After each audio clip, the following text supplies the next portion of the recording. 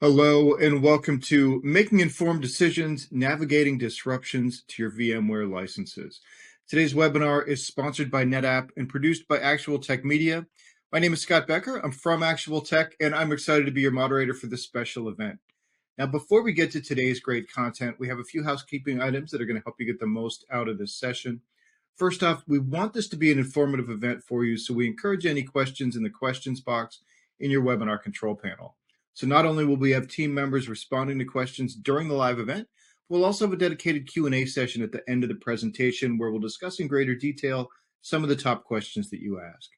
A Q&A panel is also the place to let us know about any technical issues that you might be experiencing. A browser refresh will fix most audio, video, or slide advancement issues, but if that doesn't work, just let us know there in the Q&A and we'll provide further technical assistance.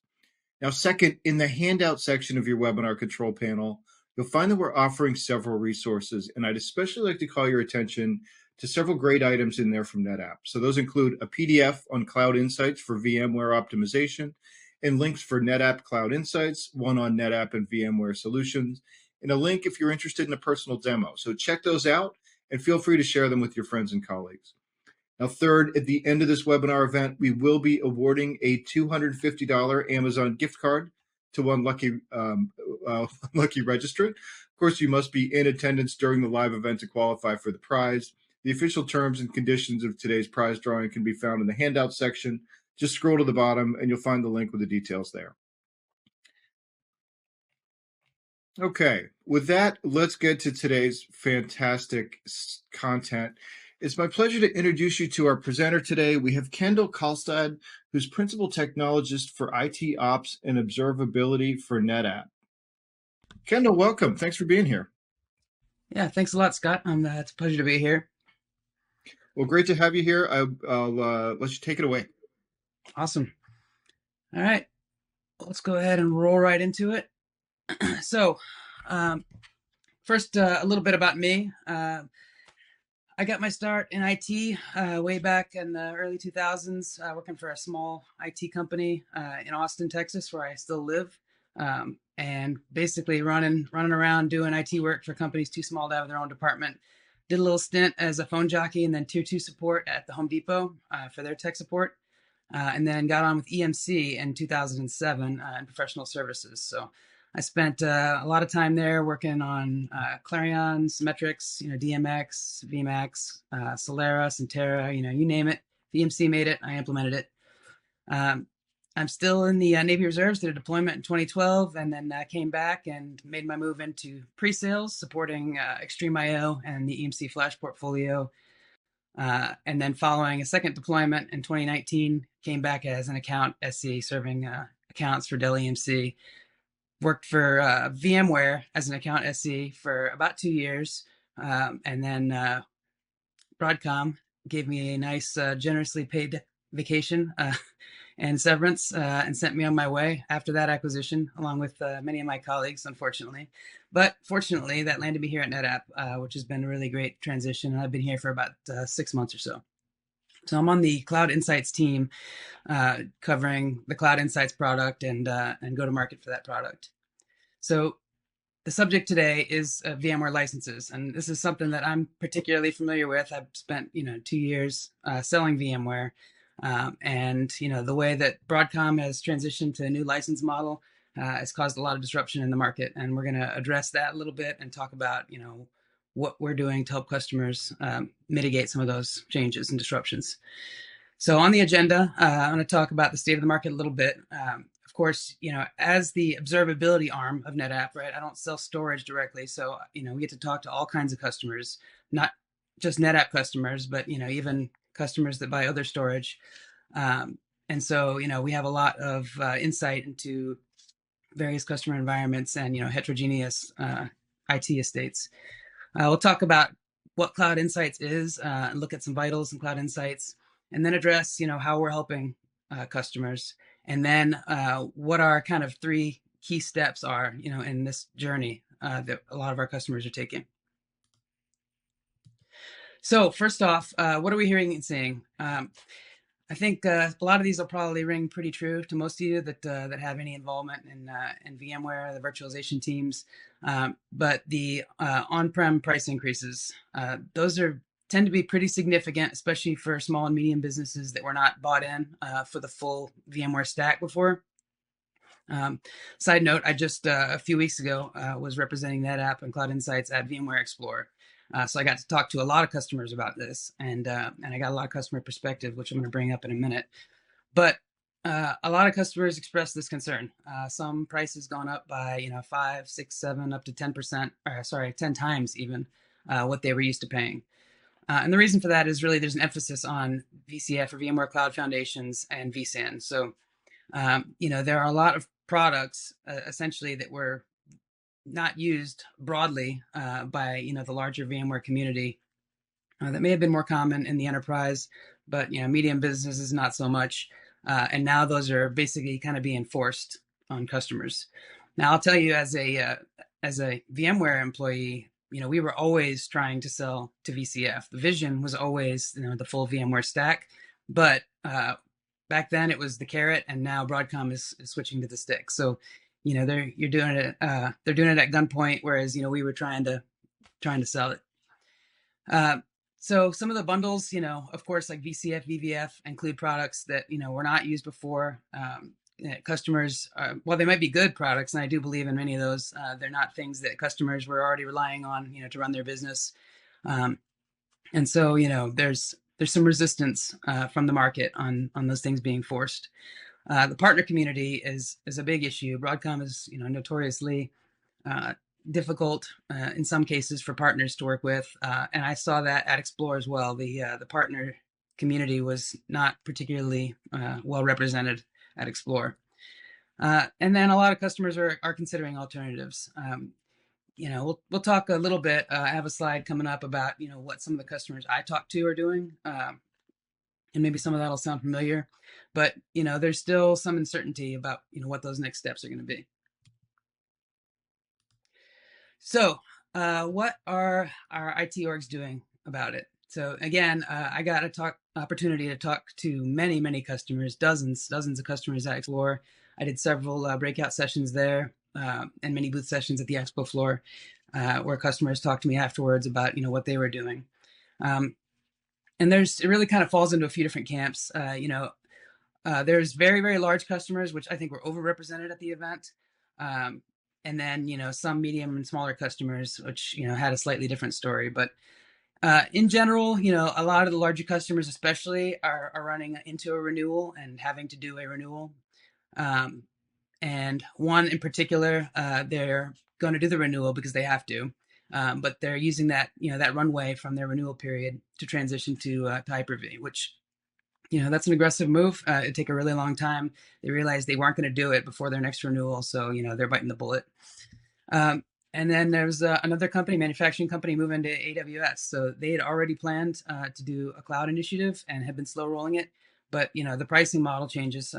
You make those economics look a lot more appealing for a VMC and even a native cloud move. Of course, there were several customers. One in particular, an MSP, already in on the full stack, and their licensing either didn't go up at all or actually went down. The goal of Broadcom with VCF licensing was really to, again, sell the entire stack, but the full stack was supposed to be about 40% cheaper. So, there are some caveats with core counts and things like that, but there are many customers who are still perfectly happy with Broadcom because they were already well invested in some of the extended portfolio like NSX, vSAN, ARIA operations, things like that. And then we had another customer, finance orgs, doing a little bit of everything, right? Going to remain on VMware because they have to, but looking at other options where it makes sense. So moving on, and this is a little bit of my personal insight, having been at VMware. The licensing model that VMware held for a very long time, that perpetual licensing, and those long enterprise license agreements have enabled fairly poor infrastructure discipline because the licenses were perpetual, and in a lot of cases you buy a whole new do a server refresh and all the servers come with OEM vSphere licenses because it's already installed. So, you just bring in new licenses, and I had customers with multiple entitlement accounts and, dozens or even hundreds, of sockets of vSphere licensing across multiple entitlement accounts. So it was just never a big deal, right? I mean, the the cloud, the private cloud on VMware was just seen as a free dumping ground for, whatever you want to do. You need a VM, no problem. Throw some more hosts in there, expand the cluster, no big deal. I mean, they got the licenses, it was cheap, it was plentiful. And so, there was not any need to be particularly disciplined on premises. So, another factor, vSAN, and that plays a big role in what customers are doing now. Because it's such an expensive license, it has come a very long way, especially with the ESA, the Express Storage Architecture, with vSphere 8. But there are still dedicated apps, and most of our customers are telling us that their mission critical apps still run on dedicated SAN storage today, and will be for the foreseeable future. But that does change the economics quite a bit as well, if you're talking about vSAN. So, lastly, comparing any alternative to VMware is not an apples to apples comparison. There really is no direct competitor or one-to-one swap for vSphere. Part of that, I like to make the Tesla analogy, right? I mean, there are a lot of companies that make electric cars now, but the reason why Tesla is still the king of the road when it comes to EVs is because of that infrastructure part, right? It's the charging infrastructure in the community, and VMware is no exception. There's a massive ecosystem around VMware. There's the VMUG, the VMware Users Group. There are countless VMware professionals trained up in small businesses, ready to rise up the ranks and fill positions at all levels for administrating virtual environments.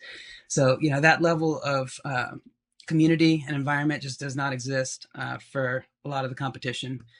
So that makes it, pretty challenging to switch, not just from a technology perspective.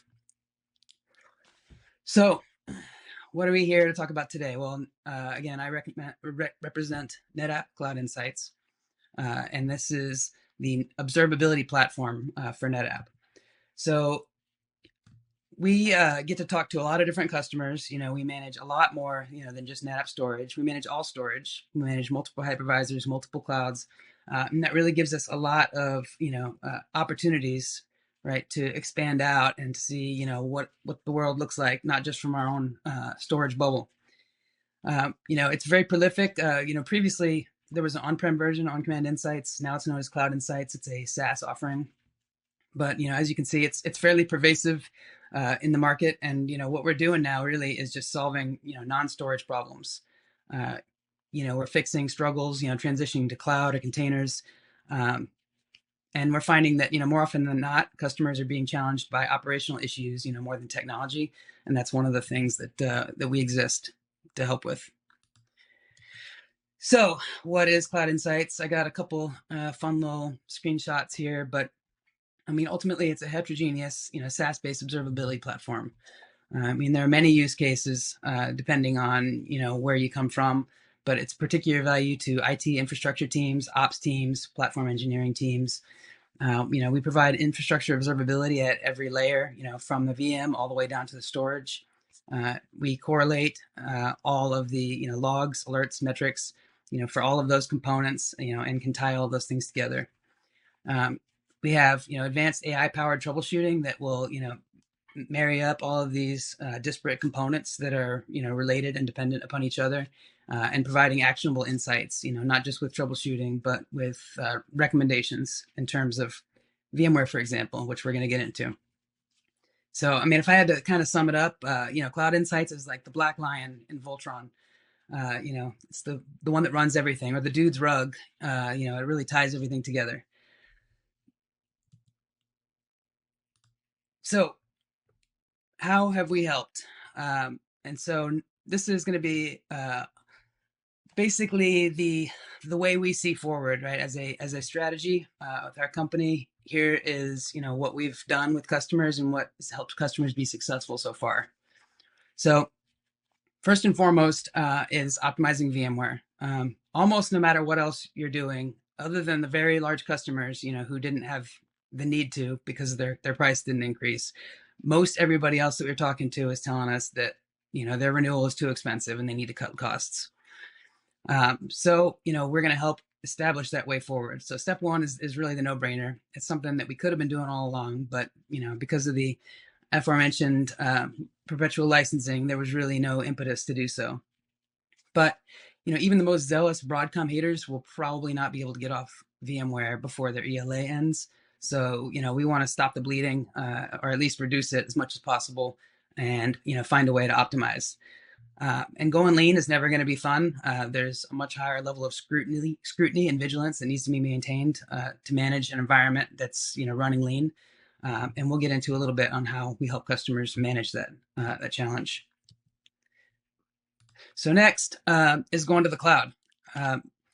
So, from this optimization piece, we can provide an off ramp, to help customers move their workloads to the cloud.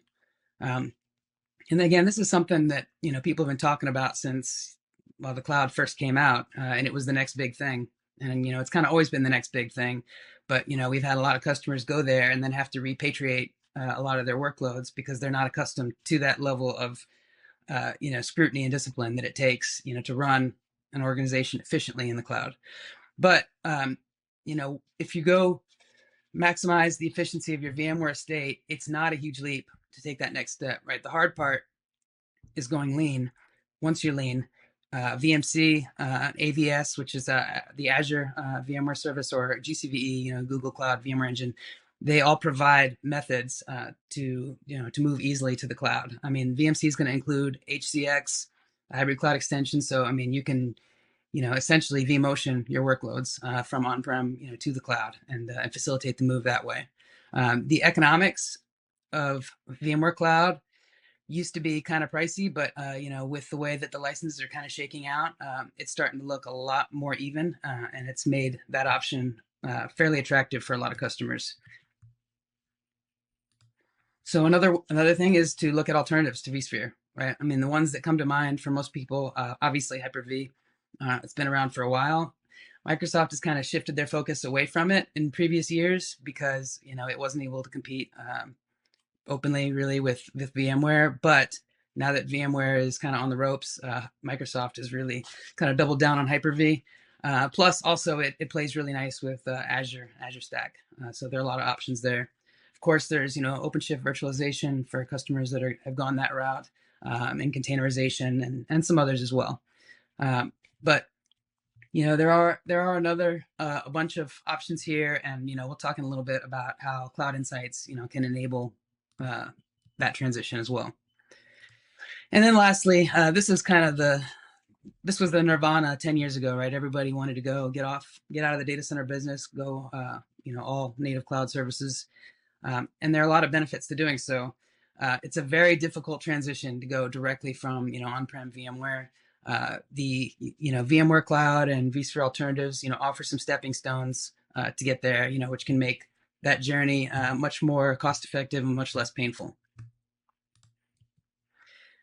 So that was kind of setting the stage, and now I'm going to dive and drill down into kind of what our three main steps are and how Cloud Insights really can help with this journey. So the first one is the no regrets optimization. And I don't know about some of you, if you've seen the movie Meet the Millers, but every time I hear about no regrets optimization, I think about that guy with the tattoo, no regrets, across his chest, and it makes me laugh. But they don't let us put memes in official decks, so you're gonna have to imagine it. So sorry about that. But what do we mean by no regrets move?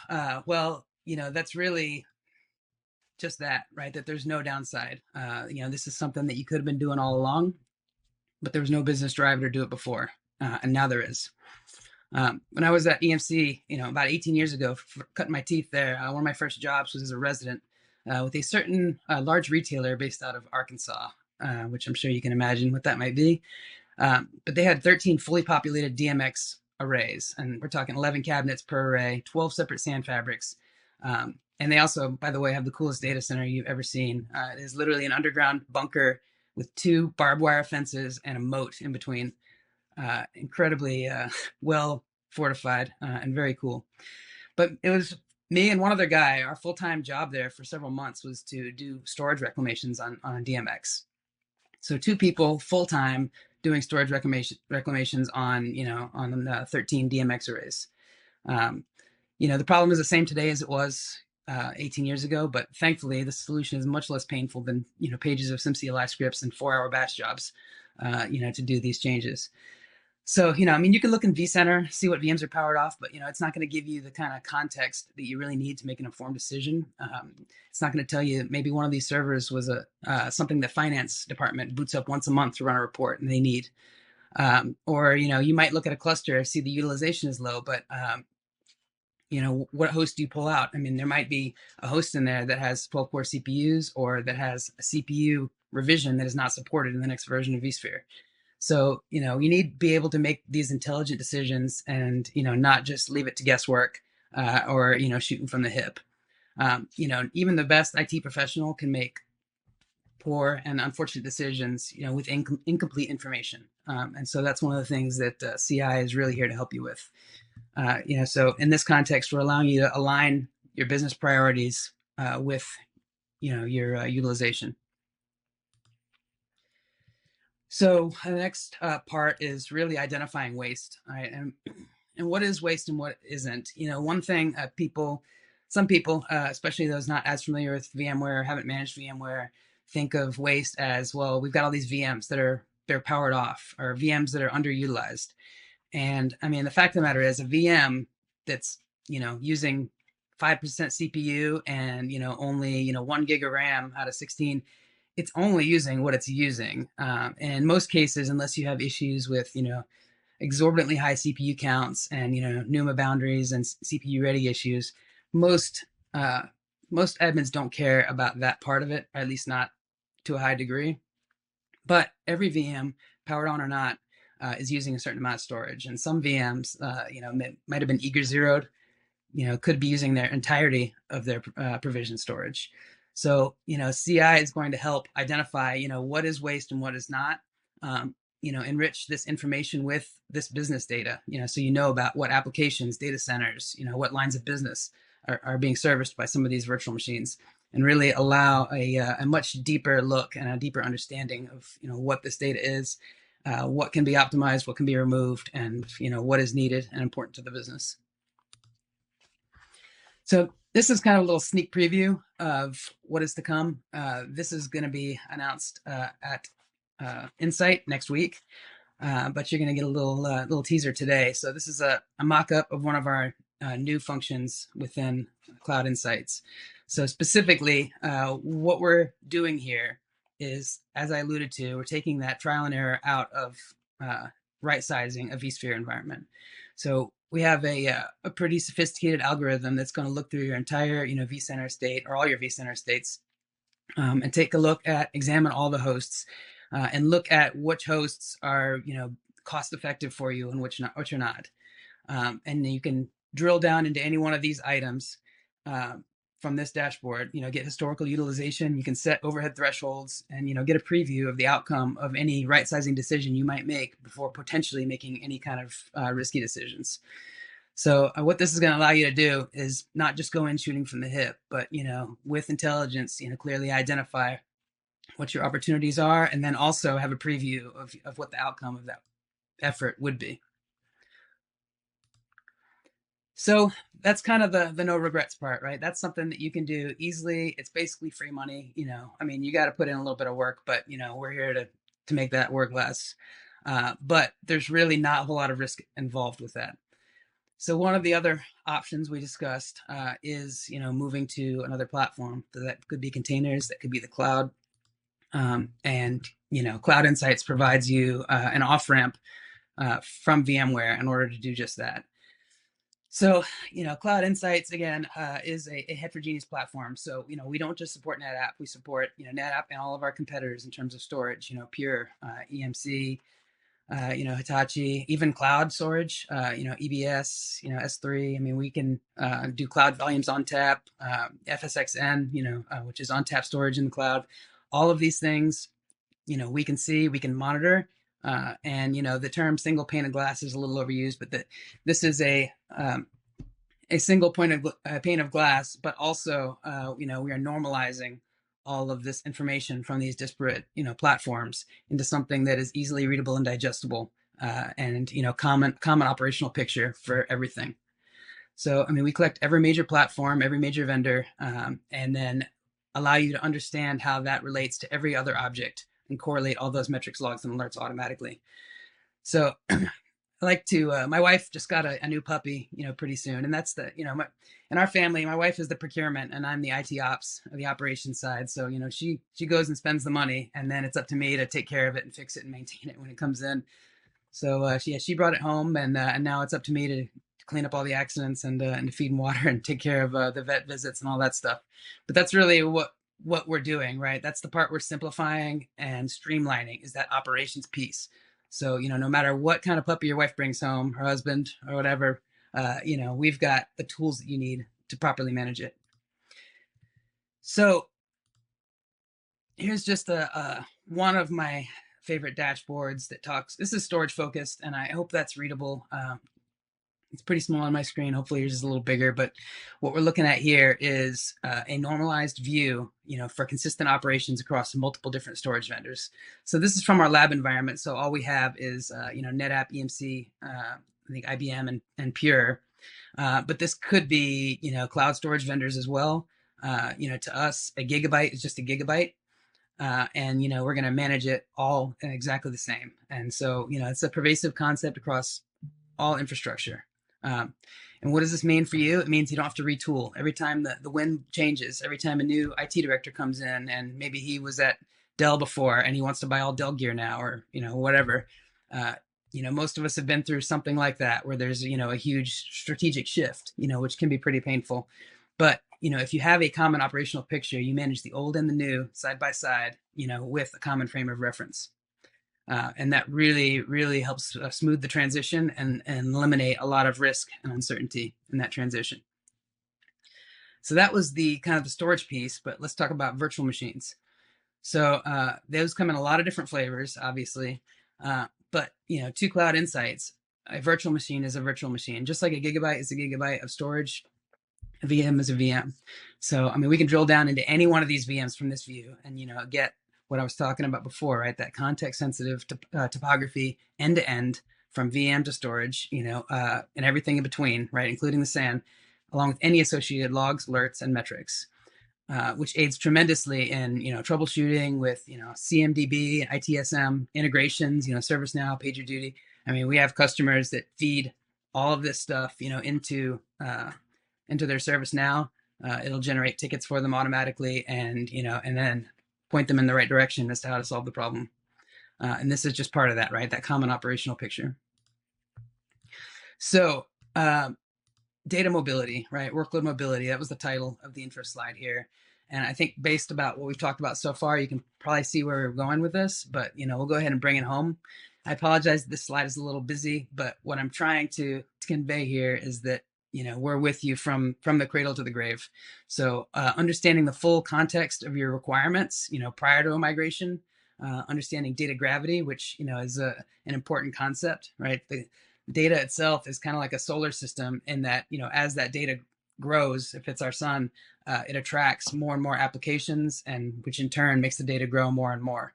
And those applications, attract planets, which have their own separate applications and data lakes, which attract their own moons, and more parts that access those subcomponents, and it turns into this whole, complex solar system of data and applications and infrastructure that can be very difficult to maintain and manage.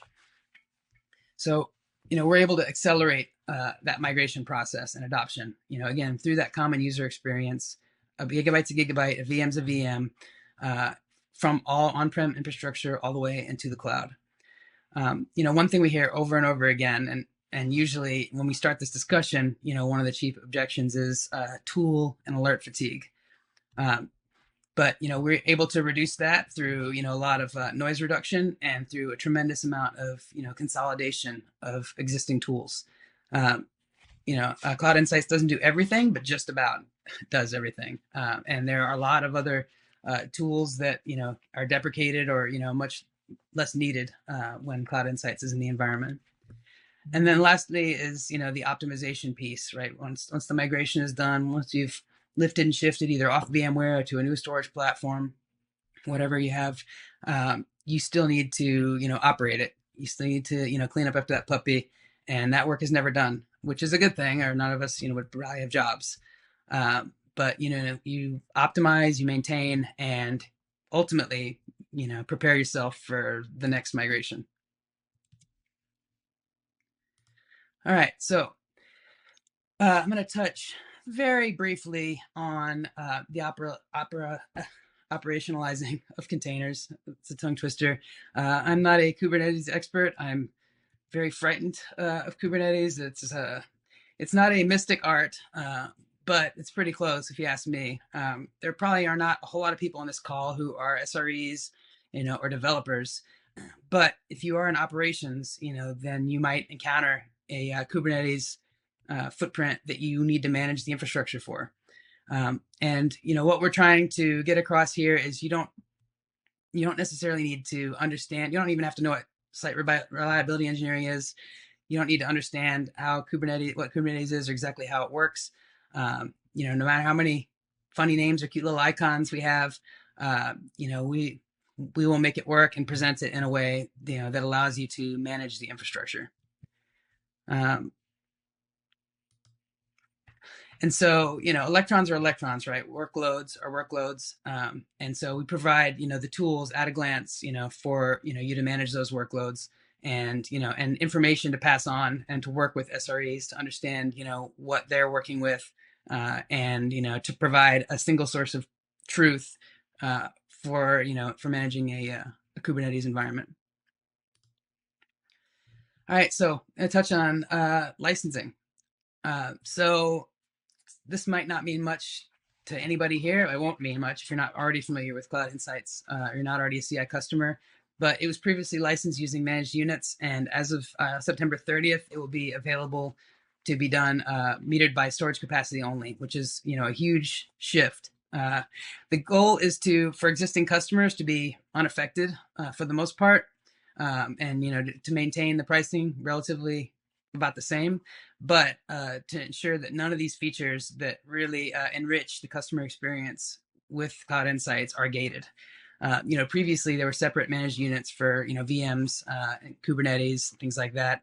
But now every single feature is going to be available just based on a simple storage metering based on the tier of storage. So flash storage would be at a metered at one rate, and then cheap and deep ECS or storage grid, cloud volumes, things like that, would be at a different rate.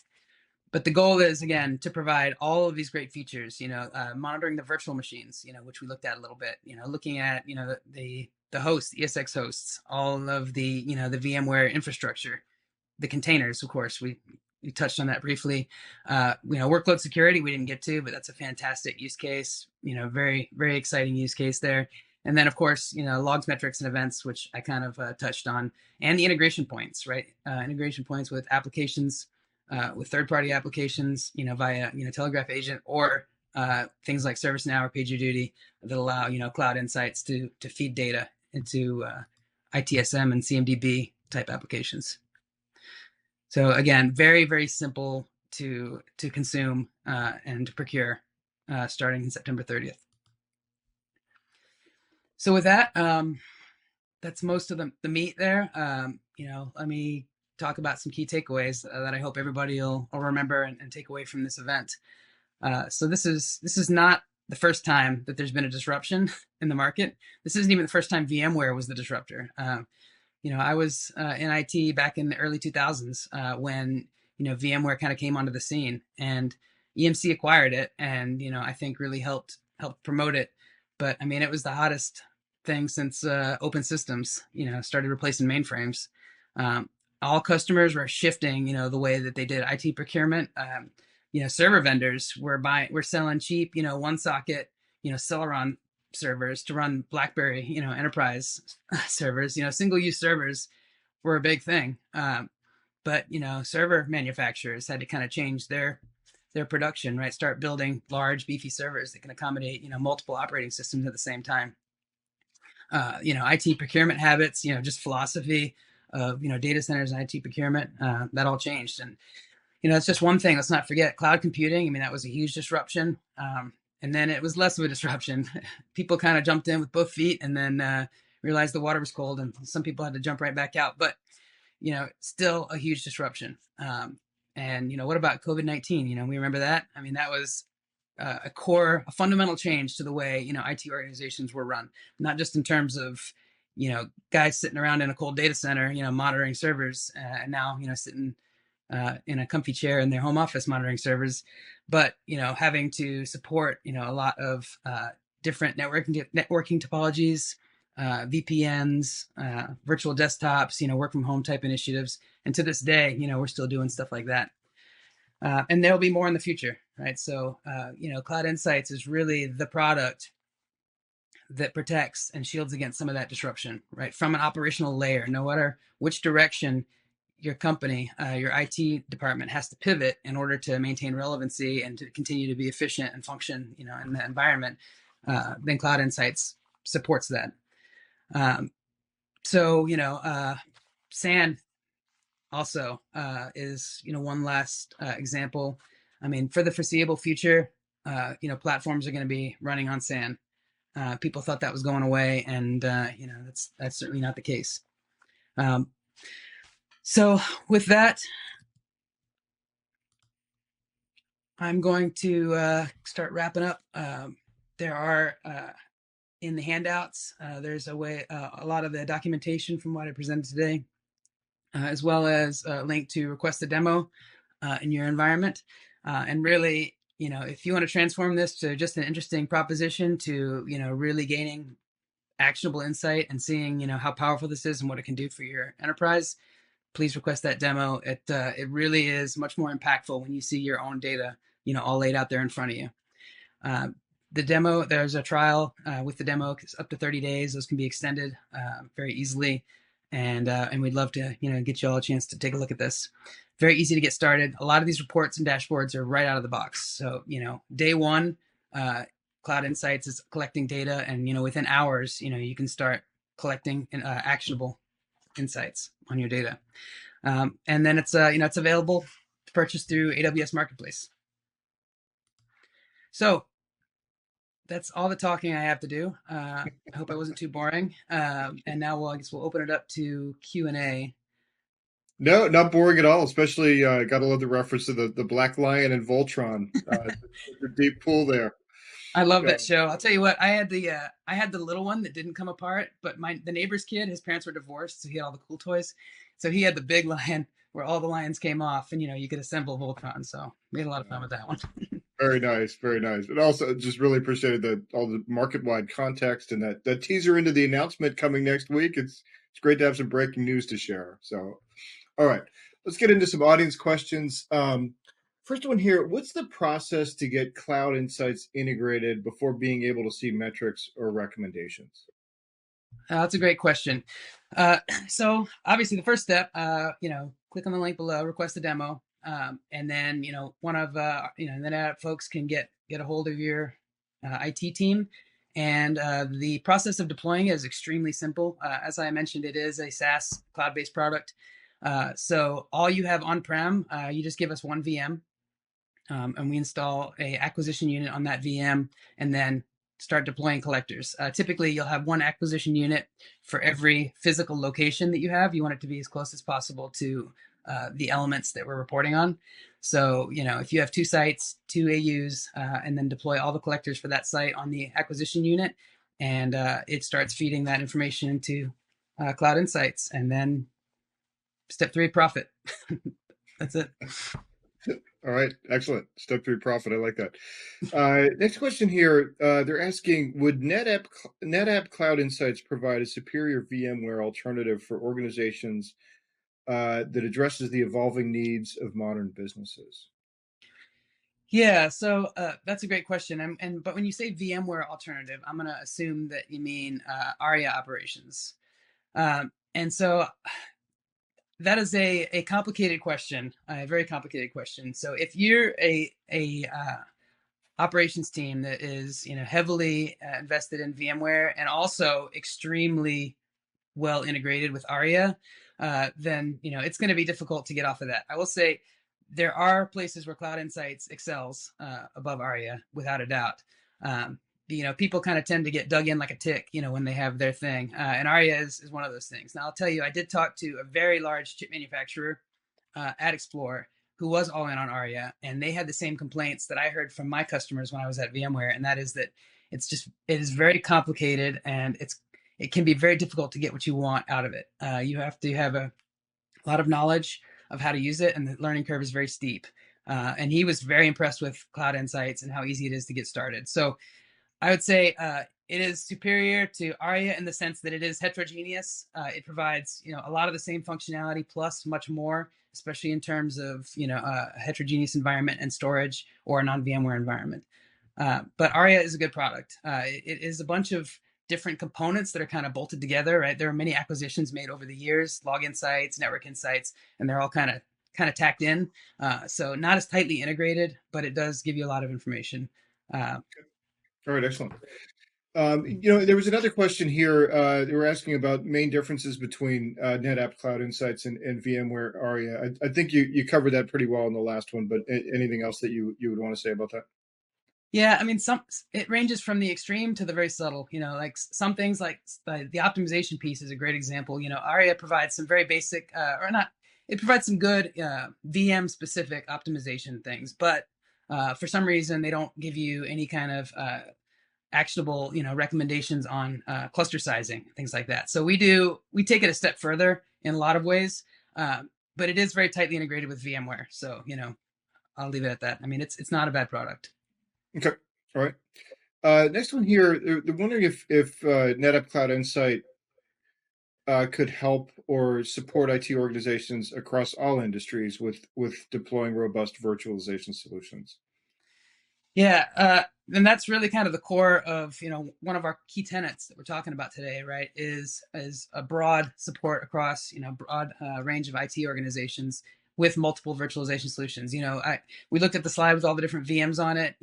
Azure VMs, Amazon VMs. To us, a VM is a VM, and if you get a chance to get a demo, and I hope you all do, take a look and drill down into some of those VMs. I mean, you'll see the topology of the VM.